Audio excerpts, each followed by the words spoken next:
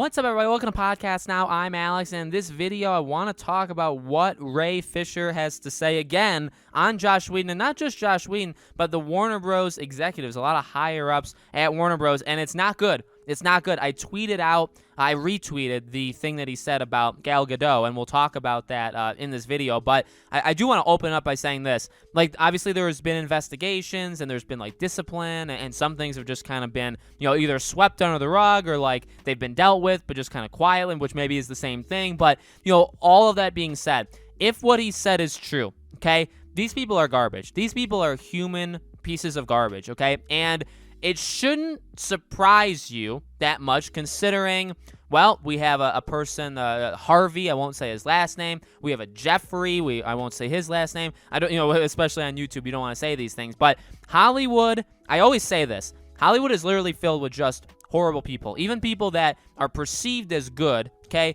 probably aren't even good. And I guess I don't know that for sure, right? But you can kind of read in between the lines. Hollywood is something that they want you to look up to them as some sort of like God, like deity, when really they are nothing, okay? They want you to believe them or to listen to their expert advice on I don't know, economy and politics and this and that, when they don't know next to anything. A lot of them could be high school dropouts, and I'm not saying like college education is the most important thing, because it's not, but these people, some of them are true idiots, okay? So I know that's taking jabs at all of the people that probably aren't even who Ray Fisher is mentioning, but it's important to remember and to remind people that Hollywood is not a good place, okay? There are good people in it, but they're few and far between, and this shouldn't surprise anybody that Joss Whedon is a piece of garbage, but not just him, but everybody around him, and like, again, higher up executives. And now Ray Fisher has talked about this, in the past before, but this one, he kind of goes into different details. He goes into the booyah thing that he would say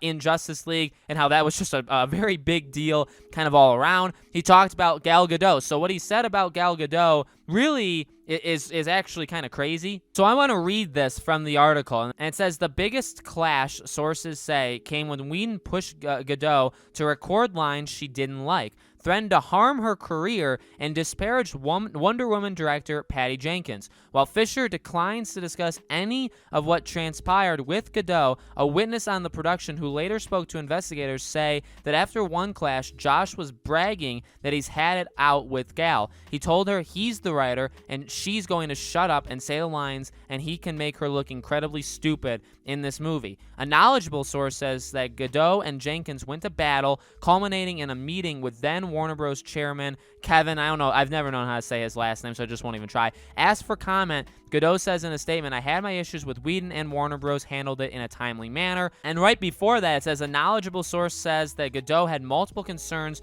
with the revised version of the film, including issues about her character being more aggressive than her character in Wonder Woman. She wanted to make the character flow from one movie to the next. Now, this is a little off topic, but I do want to just throw that out there.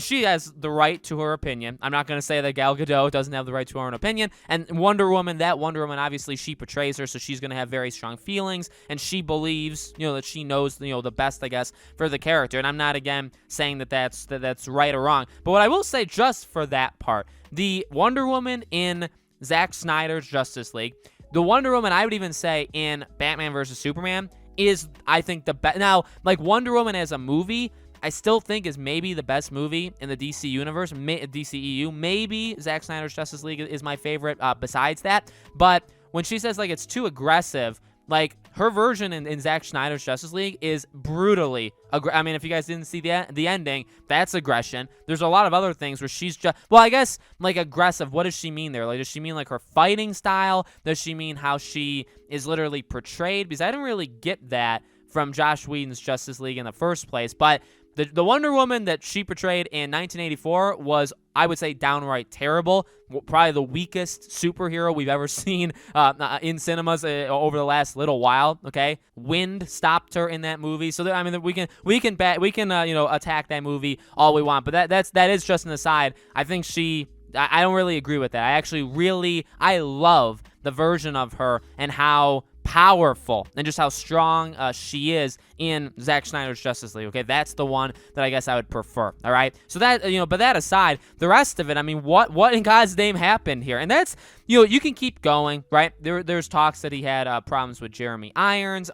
There's obviously the stuff that Ray Fisher said of where he was going to be a main part, obviously, in the Flash movie. He met with the director. Everything went well. But then Warner Bros. Basically was saying, yeah, you're going to show up for like 2 weeks and film 2 weeks worth, so we have to pay you like just a small percentage of your overall pay. So like there are just, and even like the Gal Gadot thing is like, what are you doing? And it seems like obviously they had quite some pull where they're like, all right, you're making me mad. We're going to go sit down and we're going to talk about this, and you're going to stop right now. Or because I guess obviously the ramifications of making her upset means no future Wonder Woman movies, which remember, back then, Wonder Woman had just come out. Well, they were filming because of the reshoot, so maybe Wonder Woman wasn't out yet, but she was already in that role. She was already established in Batman vs. Superman. Wonder Woman ended up doing insanely well. So obviously, I would say she had way more pull than Joss Whedon, which is good to see. That's good to see. I like Gal Gadot. I think I like her acting as Wonder Woman. I know not everybody is fully convinced of her as an actress in general. I think she does a phenomenal job. I've liked her all the way back since Fast and Furious, so I'd like to claim that I've liked her before other people. But I mean, it's just every day. Not every day. Every like couple months, we just hear more stuff about what Joss Whedon like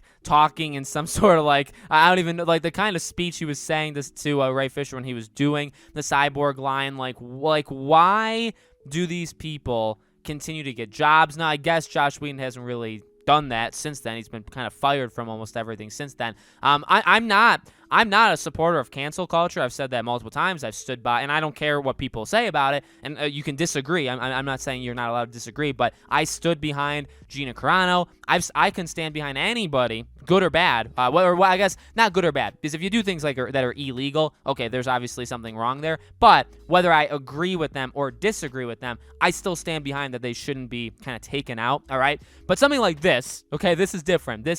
He really seems like a horrible human being that I don't know how he made it this far. Oh, there was a thing, I'm not going to read the exact quote, I just remember this now, where Ray Fisher said like he was talking to him and Joss Whedon felt like he was giving him notes, and he said that he doesn't take notes from anyone, not even Robert Downey Jr. So that's, again, just a real nice thing to say out loud. Now, a lot of these things are like quotes, and we don't know if he actually said them. Even like the Gal Gadot thing, where it's like he can make her incredibly stupid. Like, is that verbatim? Is that literally word for word what he said? I'm not taking his side. I never want to take his side. I don't want to take the side of really anybody in the Hollywood elite. But that kind of goes for Ray Fisher too, in a way, where it's like I'm not gonna just believe them. And I think that's probably the case that we should be approaching everything in the world. You shouldn't just believe people just to believe them, okay? There should probably be some sort of evidence, or you know what I mean? Like, there should be something backing you. Like, I don't stand by Johnny Depp because